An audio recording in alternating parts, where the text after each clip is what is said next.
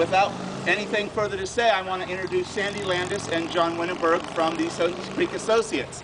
And when John gets here, he'll welcome you from the town. Sandy?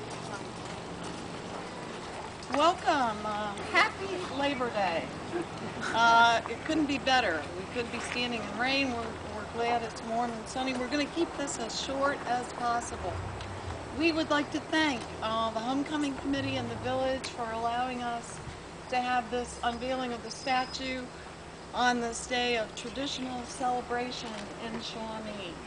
And to get us in the mood and to help us approach this event in the right spirit, I'd like to introduce Second Wind. Hi. Hi. This is Raven. Yes, those are our stage names, but we have reasons. We've been a duet for about 4 years. We do old-time mountain and bluegrass music, and we've picked up a lot of songs about my favorite, moonshining, and some coal mining songs, too. They thought this one would be appropriate for today.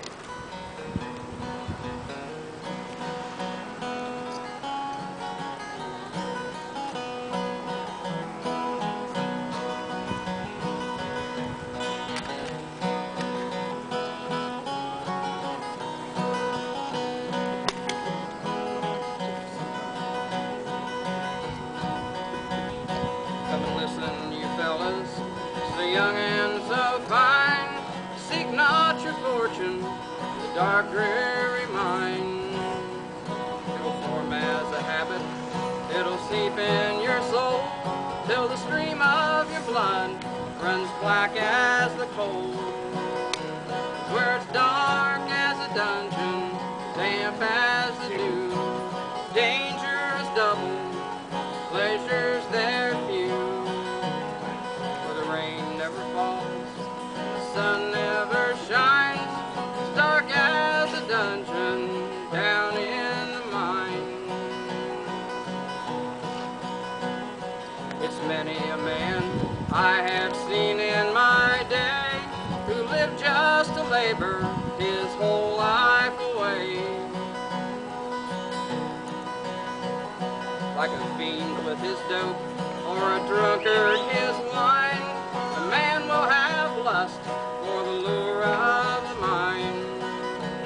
Where it's dark as a dungeon, damp as the dew, danger is double, pleasures there few. For the rain never falls, and the sun never shines, it's dark as a dungeon down in the mine.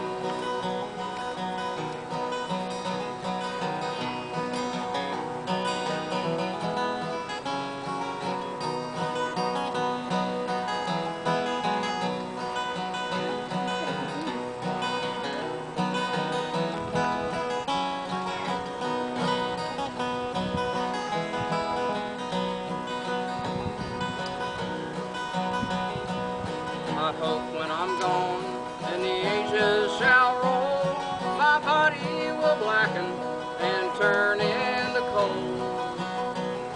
Then I'll look from the door of my heavenly home and pity the miner who's digging my bones. Where it's dark as a dungeon, damp as the dew, danger is double and pleasures there few. For the rain never falls, the sun never shines, it's dark as a dungeon down in the mine. Be it midnight or morning or the middle of day, it's the same to the miner who labors away. For the demons of death often come by surprise, one fall of the slate and you're buried alive. Where it's dark as a dungeon and damp as the dew, danger is double and pleasures there few. For the rain never falls and the sun never shines, it's dark as a dungeon down in the mine.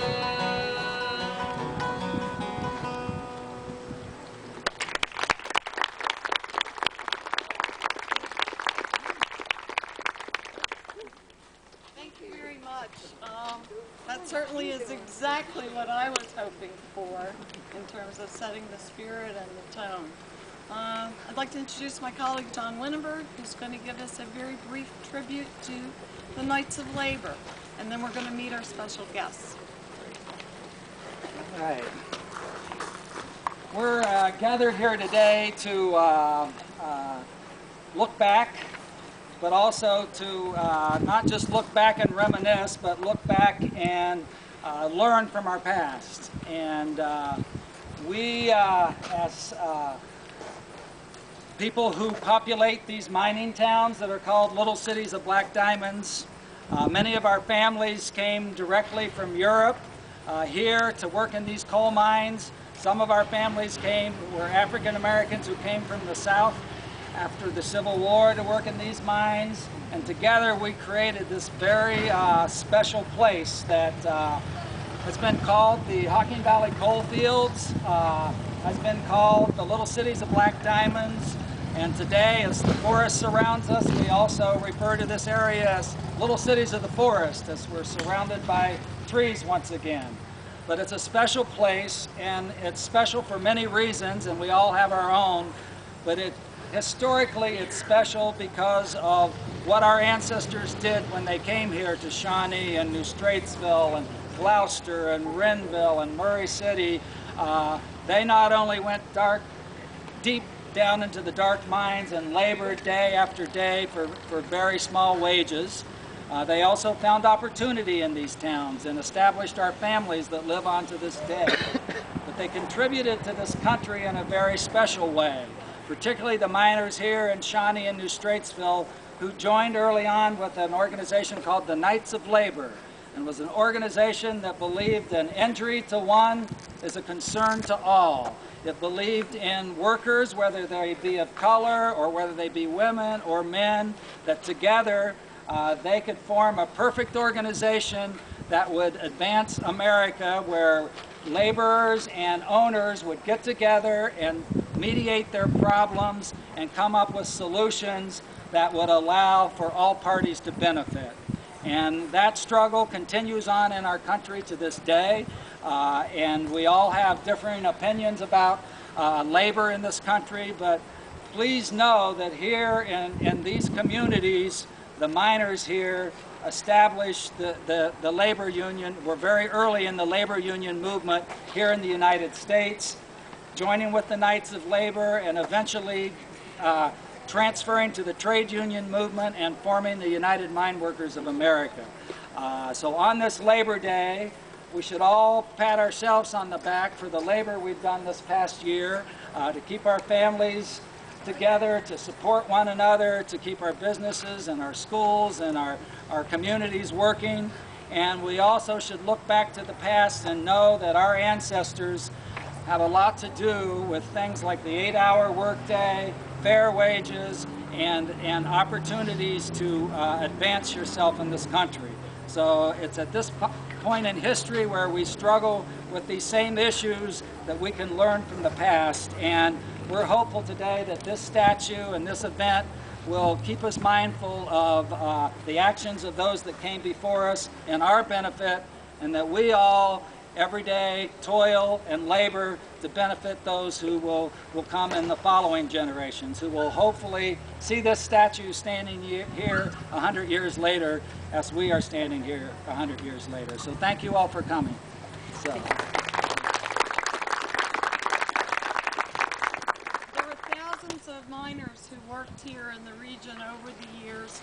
We've had the privilege of inviting 3 of those miners to come and help unveil the statue today, and they're standing in for the thousands who have worked in the region. I'd like to introduce Mr. Bernard Stickdorn from Shawnee, Mr. Mike from the Corning area, and Mr. Roger Waldy from the New Straitsville area. These 3 gentlemen are dear to us for lots of different reasons. Roger was one of the persons who first served on Sunday Creek Associates board. Mr. Stickdorn is a faithful supporter. He stops by frequently and lets me know he's watching what we do. And Mr. Pompey was like a grandfather to my youngest son, so personally he's a favorite.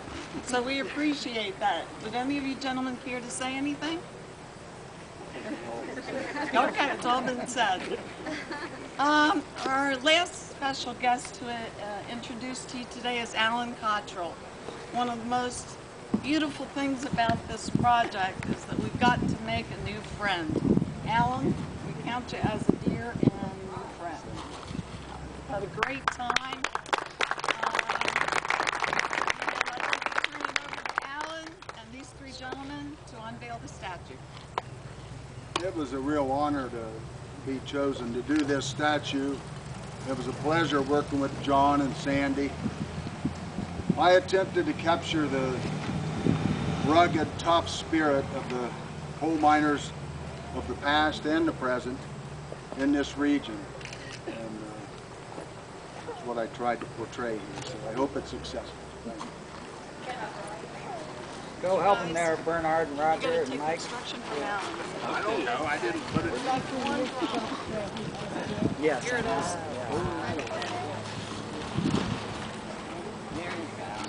Here's good. Unwrap it.